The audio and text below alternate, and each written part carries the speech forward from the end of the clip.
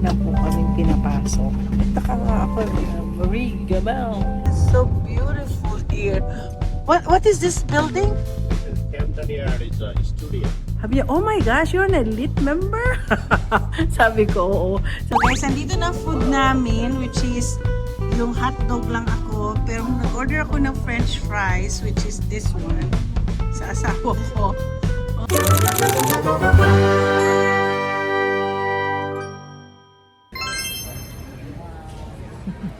Dito po kami sa airport. Hinihintay ng aming flight to actually Atlanta muna, then Atlanta, Baltimore. First time po namin mag-economy. Well, it's okay. Kasi late ako late na binili yung ticket last month. So, umabot kami ng 2,400 each. Tapos kung kukuha kami ng business class, first class, 5,400.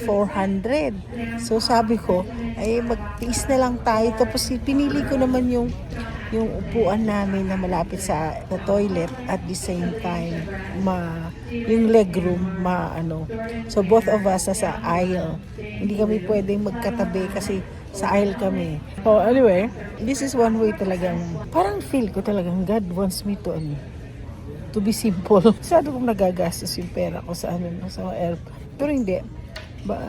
Magfa-fly pa rin kami ng Delta One. Today, kumain po kami kapag nakita nyo sa Facebook namin. At saka short video ko. Mas prefer ko pong pili na lang kami pagkain kasi hindi naman masyadong masarap yung nasa lounge. Ano kaya pinaka-best na masarap? Nga yung Delta One. Yun, masarap ang pagkain nila. Aside from doon sa Sky Lounge, hindi masyado. So anyway, meron po kaming 15 minutes to boarding. Masyado na init na siya. Masaya po kami sa Italia. Nandito kami sa pinakahuli. Importante merong toilet yan. Yan ang pinaka-importante, may toilet, hindi malayo. Kasi kung hindi masyadong malayo, tingnan nyo, ang layo. Nasa 34C, 34D siya. Nasa aisle lang naman kami. By the way, kanina pagpasok dito sa loob ng eroplano, tinawag po ang pangalan namin, dalawang mag-asawa. Una-una po kaming pinapasok. Nagtaka nga ako, Marie Gabel, Lance Gamo. Sabi ko, ay, akit, akala ko sa huli pa ako sasakay. Yung pala kami, una po kami. Magandang umaga, it's already 5:46 ng umaga dito sa Atlanta, Georgia. So, sa Atlanta, Georgia kami ngayon. Tapos, 2 more hours sa 7 o'clock. Papunta na kami ng Baltimore. So, darating kami mga 10 o'clock. Ay, nako, nakita ko yung schedule ng asawa ko. 1 o'clock. Actually, may mga pre-classes pa sila. Ngayon, grabe. Hindi na kayo pasyal. So, hindi na kami makapunta Washington, D.C. So, puntahan muna namin yung kunin namin budgets niya. Tapos yung mga classes na pupuntahan niya. Mabuti may assistant ako, naka-wheelchair kaming dalawa. Anyway, di pa naman ako gugutom. Laki na kinain ko kagabi. So, yun. Okay guys, this is the Atlanta sunrise. Masyadong sunrise. So we're in Baltimore now. And it's so hot here. Too much. In Washington State, we're so spoiled with the weather. We left like 54 degrees, and now what's the degree here now, Mr. Driver? 83 centigrade. Huh? Celsius. Celsius? Not Celsius. That's too much. Fahrenheit. Fahrenheit. Fahrenheit. 83 Fahrenheit. So they're having 83 here, Yeah. and some people said that they have like 90 degrees. So, anyways, so we'll see. We're gonna go. We're on our way to the hotel, and I think we have to rest, and then we need to go to the convention center at 1 o'clock and pick up Lance's baggage and check what are the classes that he's gonna go finish, so we can finish by Wednesday and we don't need to go.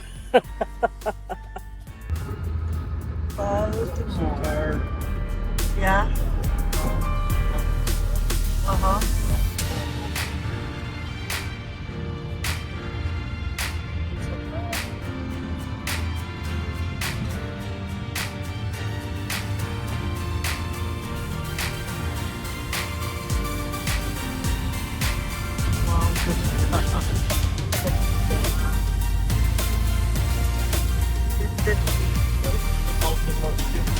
Yeah, so beautiful.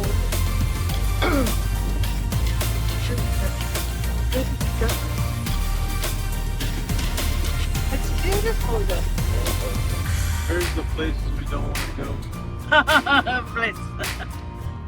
We could just taller building. Do you see? The But we're gonna side? go right there. Yeah, it's so beautiful. Is this where the Raven plays? MNT Bank Stadium? Oh, go Raven! Well, too bad last year we were the champion. So beautiful here. What is this building? Camden Yard is the studio. Oh, Oriole Park, Camden Yards. Oh, And this is the oh, where's the convention? Oh, that's the convention center. Okay guys, nandito na kami sa Marriott. Kaya lang problem dito sa Marriott, wala po kaming available na room kasi 2 bedroom, ayaw ko ma-istorbo yung asawa ko. So andito kami, ipapakita ko sa inyo ang ganda-ganda po ng Marriott. Pagpasok namin dito from the airport, nabang papasok na kami dito sa downtown, ay ang ganda, ang dami palang ang daming mava-vlog dito. Oho, habang ang asawa ko ay nagko-convention, ako ay mag-vlogging.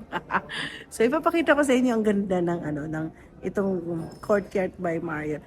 Tapos sabi sa akin kanina nung nasa reception, yung sa front desk, sabi niya, oh my gosh, you're an elite member?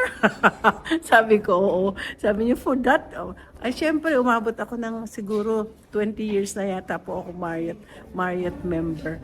So anyway, so ayan, so kasi pag Marriott member ka, may discount, malaki ang discount.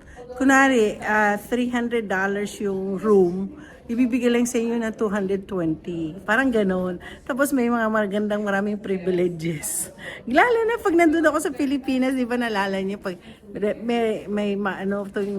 uuwi na ako ng Amerika, dumidiretso nasa Marriott pa ako nakatira.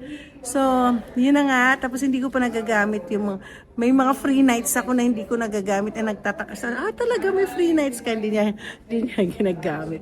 So, ipapakita ko sa inyo ang ganda ng front ng hotel na to. At saka alam niyo, paglabas namin, ang daming makikita dito. Madadami ako isi-share sa inyo. Umpisahan natin, nakaupo na doon ang asawa ko, nagpapahinga. Ang ganda po, ng kanilang carpet, ang ganda. Gusto ko ang So, tapos meron pa sila. Kasi malapit po kami sa harbor. So, nandiyan po ang elevator. Ay, may pang computer. Mamaya magko-computer tayo. Tapos, guess what? Meron, kahit saan ka pupunta, lagi pong merong Starbucks. Pasok tayo sa kanilang The Market. Of course, lagi itong may market dito. Ganito po ako lagi bumibili. Siyempre, pili kayo ng Life Water. Di ba? Life Water. Masarap yan. Tapos yan, nandiyan plates. Ngayon, kung gusto niya bumili ng mga ganitong noodles, automatically, meron na pong tatakan, may microwave na. So, kaya dito hindi ka magkukutom. Tapos kung gusto mo nang sa gabi mag-knick-knack, ayan po. Ayan po yung mga snacks. Oh, hindi ko pa. Masarap. Oh, ganyan. So anyways. Tapos ito po. Ay, may napop-pop na ano na oh. Pero pwede rin kayo. Hindi ko alam kung meron silang. Ito. Ito. Hindi pa na-pop. So ilalagay nyo. Ipapop nyo na lang sa microwave. So yun. Dito naman ang malamig. Alam niyo, pwede nyo ito i-charge sa hotel nyo lang, sa room nyo. Pero sabi sa akin kanina, meron kaming free breakfast. So sasabihan namin yung mga, yung nasa sa restaurant na kami ay may free breakfast. So ngayon, eto naman, meron din mga gamot din dito. Kung sakit ang ulo mo, may kasakit ka, may NyQuil. May NyQuil sila. Pero gusto ko yung liquid. Mabilis akong makatulog.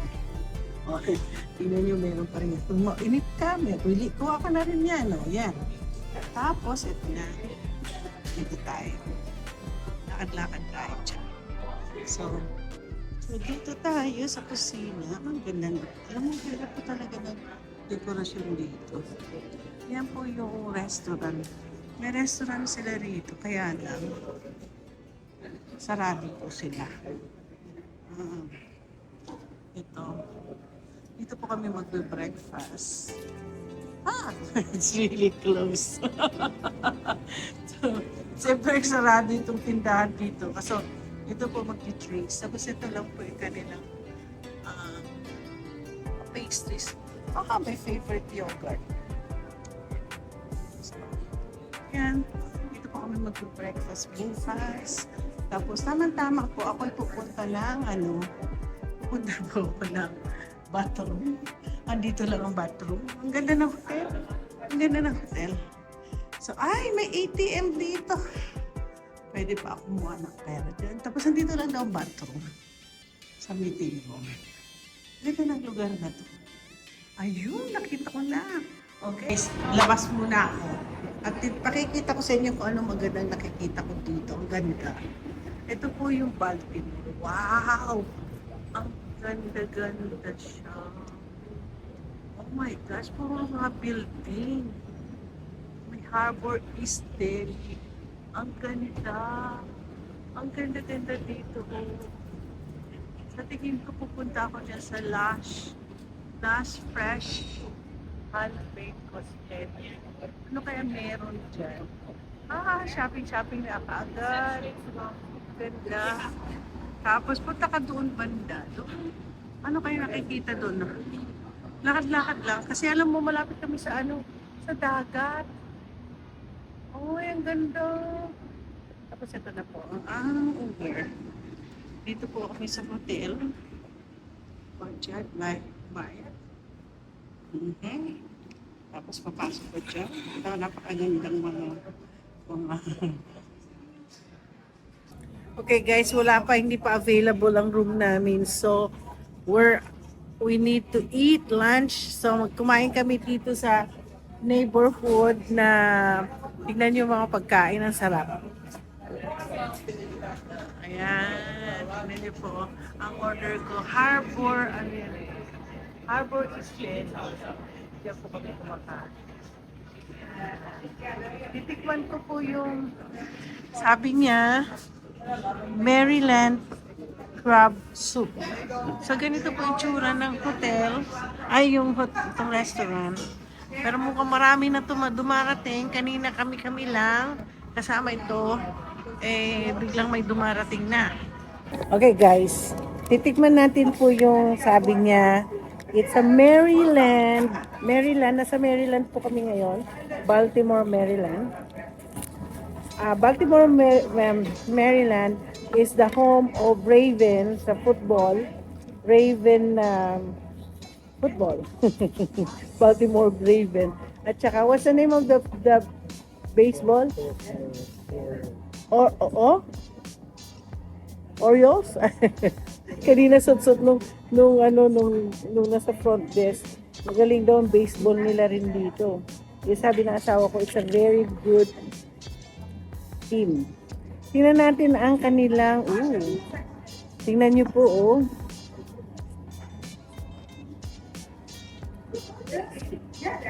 crabs nga.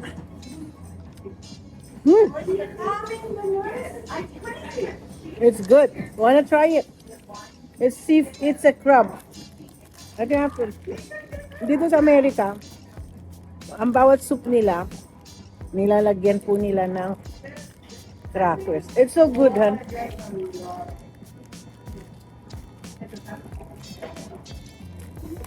So, lalagyan po natin ng crackers yung soup. Ay! So good. So guys, andito na food namin, which is yung hot dog lang ako. Pero nag-order ako ng french fries, which is this one, sa asawa ko. He ordered crab cake sandwich. Pagsasamahin niya na, crab cake po yan. Ako naman, ito yung sinasabi niya, Maryland crab soup. Bon appetit. Tingnan natin uli yung yung crab soup kasi mukhang masarap yung crab soup. Meron siyang potato. I'm gonna make this one. It's made up of ketchup, hindi, cabbage, potato. Tapos may cabbage ba to? Paano nasa kasi? Celery. Yung celery. Sarap. So, tayo ng dito, Kleenex. Yan. Tapos ako po, napaka-Amerikano. Nakain po ako ng may pumasok pong pulis. Ang sarap po ng nila, sausage. Masarap. I like the sausage. Looks like this is our new friend in the neighborhood. Masarap po ang pagkain nila. Is it good? Crab cake? Magsalita. Dinays ko po yung kanyang crab cakes. Ang lalaki po ng hiwa. Ay, nahulog. Tinawsaw ko ngayon sa tartar sauce. Masarap po. Masarap crabs. Ang crabs nila, regular crabs, malalaki. Sa amin sa Washington, meron po kaming Dungeness crabs.